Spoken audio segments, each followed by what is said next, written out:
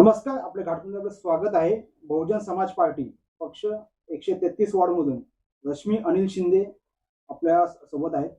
काय सांगाल, आपण नगरसेवक या पदासाठी आपण उभे आहात उमेदवार म्हणून, तर काय म्हणून उभे आहात, म्हणजे काय इच्छा व्यक्त केली म्हणून? जय भीम, जय शिवराय.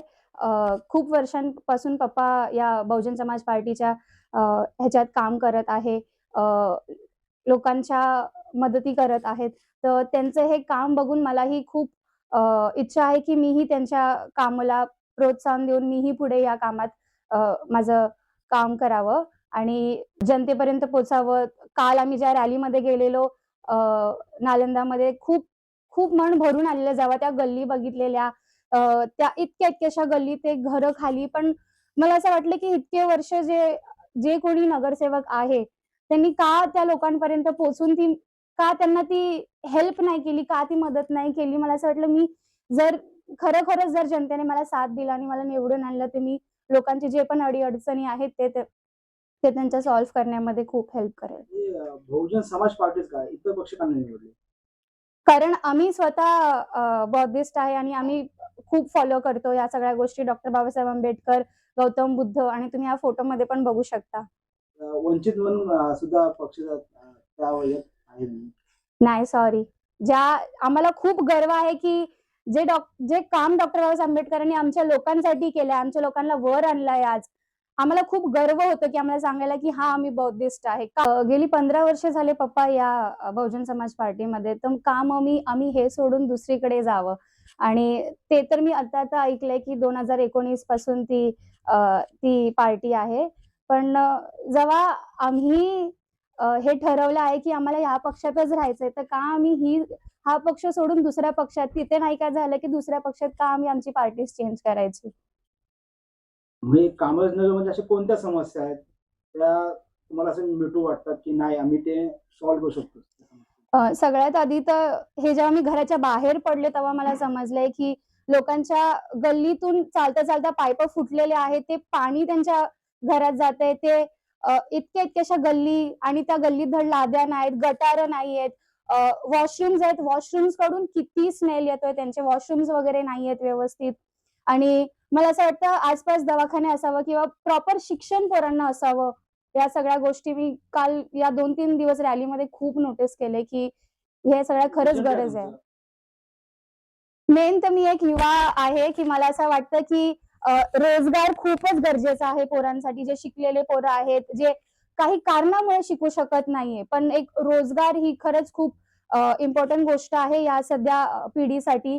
आणि मला असं वाटतं, की आता जी लोकं आहेत तर आहेत, ती काम करतायत. पण युवा नेत्यांनी, युवा पोरांनी पण, पोरींनी पण भाग घ्यावा आणि समजावं, की खरंच किती गरज आहे आपल्या देशाला, आपल्या विचाराची, आपल्या थॉट्सची. रोजगारासाठी असं कामराजनगर आणि रमाबाई नगर जो हं, विभाग आहे हं. 133 वॉर्ड मध्ये, तिथल्या रोजगाराचा प्रश्न कसा काय तुम्ही सोडवणार? सगळ्यात आधी तर मी महिलांची बात करू, जे घरकाम वगैरे करतात त्यांच्यासाठी पुरी भाजी केंद्र अ, हे निर्माण करून देता येईल, स्टॉल उघडून वगैरे देता येईल. आणि राहिली गोष्ट तर पोरांची, जे शिकत आहेत, पार्ट टाईम जॉब्स अवेलेबल होतील त्यांच्यासाठी.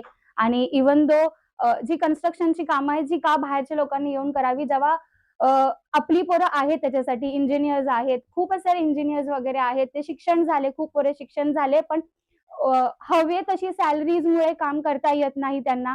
कारण आजकाल 8-10 हजारात काय होतं? एवढं शिक्षणामागे एवढे पैसे घातले आणि 8-10 हजाराच्या पैशांसाठी का आम्ही नोकरी करावी? की असं वाटतं, की जर हे काम अ, आपल्या इथं होतंय, तर बाहेरची पोरं आणून का काम करावी? आपली पोरं का नाही काम करू शकत? ह्या सगळ्या गोष्टी. पाण्याचा प्रश्न. जेव्हा आम्ही रॅलीमध्ये फिरत होतो, तेव्हा लोकांकडून ऐकलं, की खूप पाण्याची गरज आहे आणि पाण्याची कमतरता आहे. पण हे सगळं ऐकून खरंच मन भरलं आणि असं वाटतं, की का ह्यांच्यापर्यंत अजूनपर्यंत या गोष्टी पोहोचल्या गेल्यात नाहीयेत. मला असं वाटतं, की मी अ, ह्या सगळ्या ज्या पुढच्या चाळी आहे, नालंदा, रमाबाई वगैरे, त्यांच्यासाठी नवीन 9 इंचाची किंवा 12 इंचाची पाईपलाईन टाकून त्यांच्यासाठी पाणी अवेलेबल करून देईल. नगर, हं, कामराजनगर आणि आरटीओ हं, जो विभाग आहे, हं, तिथे रेड झोन म्हणून पाहिलं जातं. इथे हं, क्राईम जास्त होतात, हं, महिलांवरती अत्याचार होतात हं, किंवा अनेक प्रश्न होतात, की लोक हं. इथं व्यसनाधीन झालेले हम्म, लोक चरस गांजा यासाठी विभाग कोणी मोजलं म्हणजे झोपडपट्टी विभाग म्हणलं की बघितलं जातं. हम्म. तर याच्याकडे कसे बघते?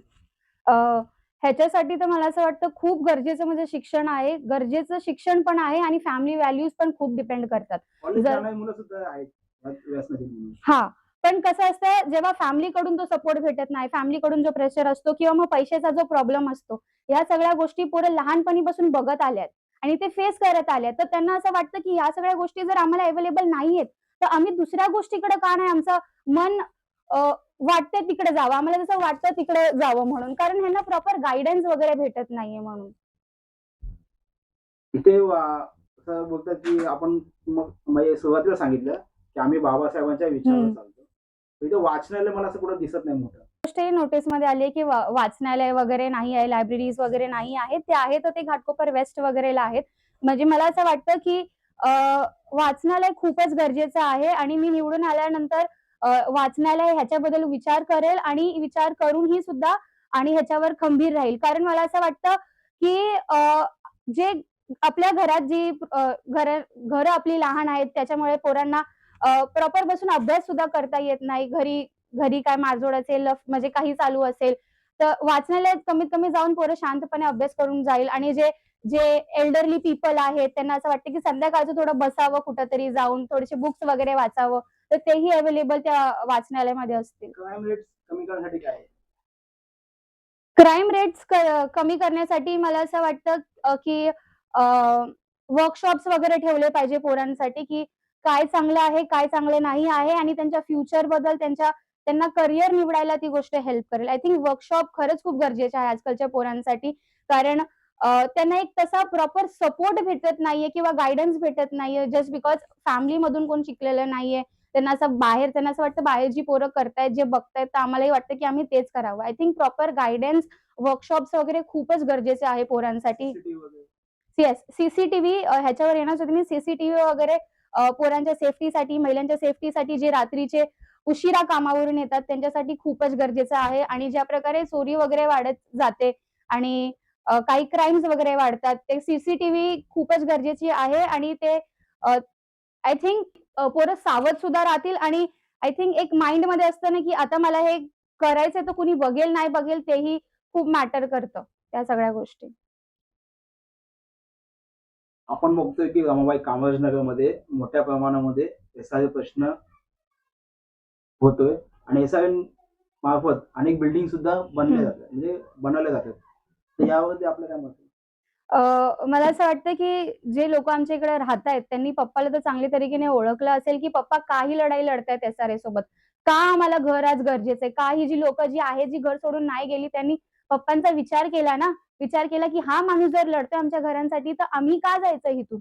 आणि काही लोकं जे सोडून गेले, ते समजता येतं, की जोर जबरदस्ती, पैशांचा दबाव किंवा पैशाची ती प्रॉब्लेम होती, की तेव्हा त्या टाईमाला पैशाची गरज होती म्हणून सोडून गेले.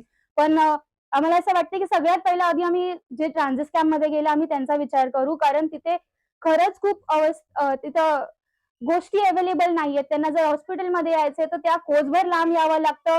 तिथे प्रॉपर शॉप्स नाहीयेत, मेडिकल नाहीयेत. ह्या सगळ्या गोष्टीची खूपच गरज आहे. जर कोणी आजारी असलं किंवा काय, तर त्यांना एवढ्या लांबपर्यंत येऊसपर्यंत त्या माणसाचा तर जीव जाणं भागच आहे.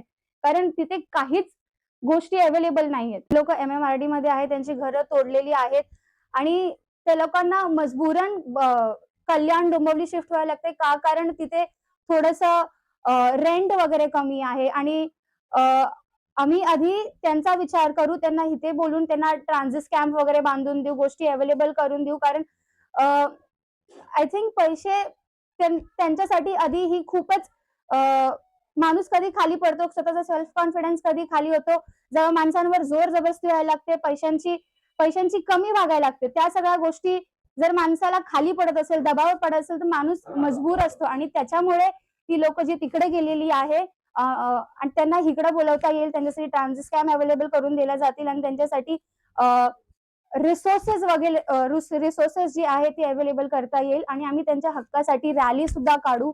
आपला मुलाखत दिल्याबद्दल thank you. Thank you so much.